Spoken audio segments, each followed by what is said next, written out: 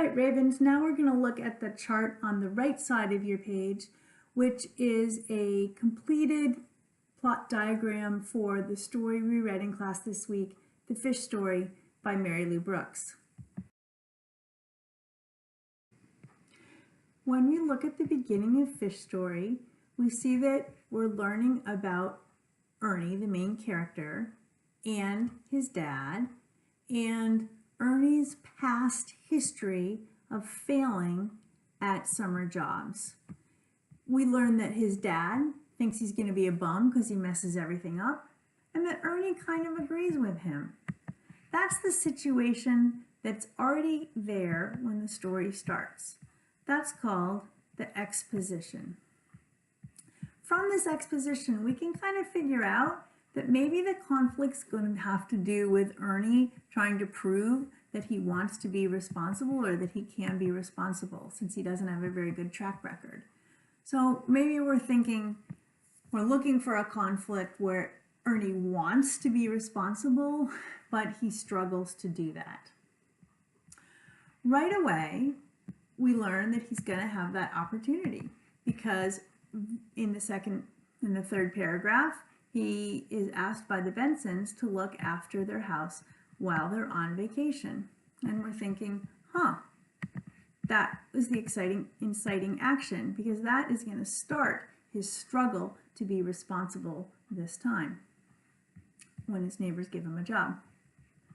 So that's the inciting action. And we're going to go back to our conflict diagram and fill in some of those places. The exposition is this part where he's living with his family and if they think he's a failure because he's always been one in the past. And then the inciting action are when the neighbors ask him to look after their house. Then we're going to expect to find the rising action. So, in the rising action, we're going to have most of the events of the story. First of all, Mrs. Benson gives him instructions. No problem. He thinks, even I could handle this job.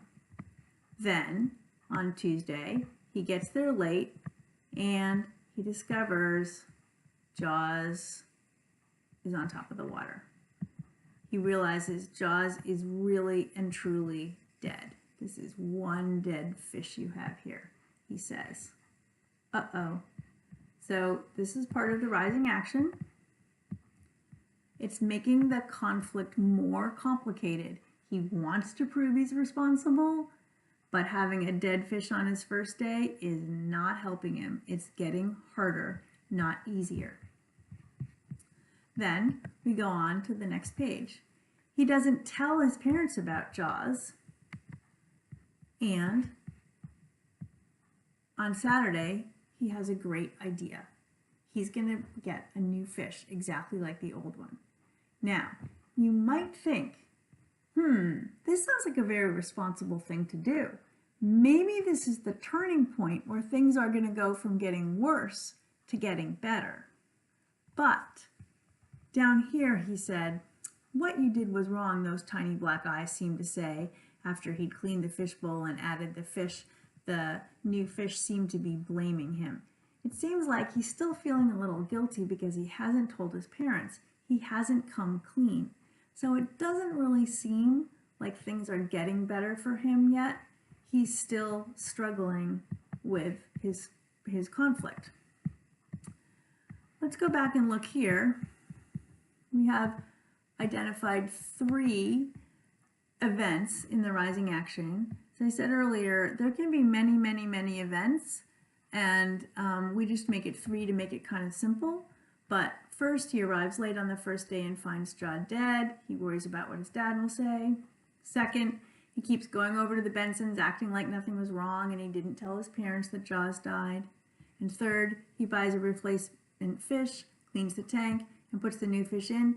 But he feels guilty about it because he's still lying. So we still haven't really gotten to the climax. It's not clear to us that things are ever going to get better for Ernie. He still seems like he's kind of messing things up. That all changes when Mrs. Benson comes home.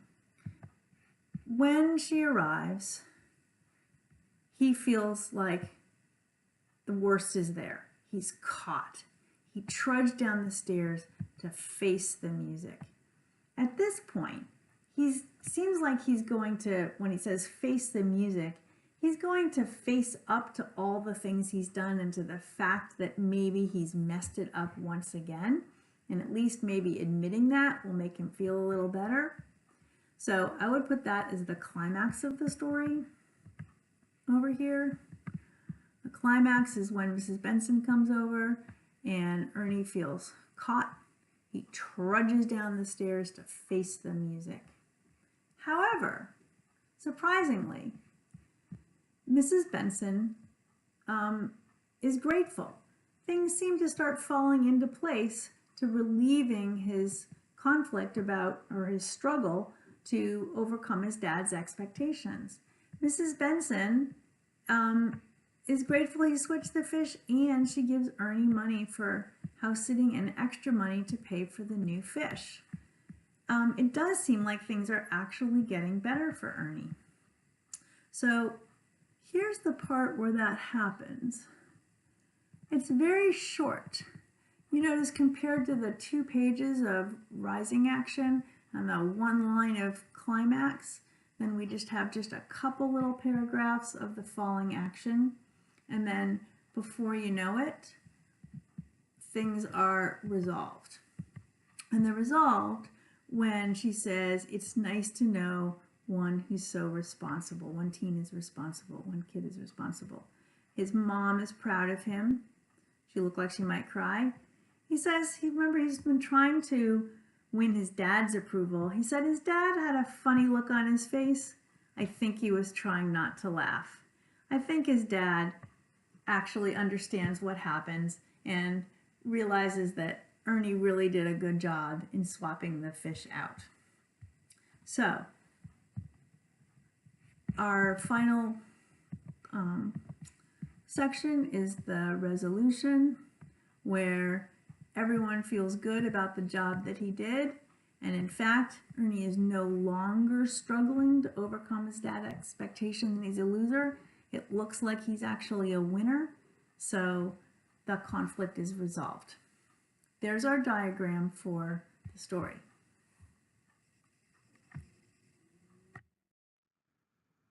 Ravens, now you get to try out diagramming a story on your own, or at least with your partner. You're going to take a blank copy of the plot diagram like this, and you're going to do a plot diagram for the story that we saw, the present, the video that we saw, the present.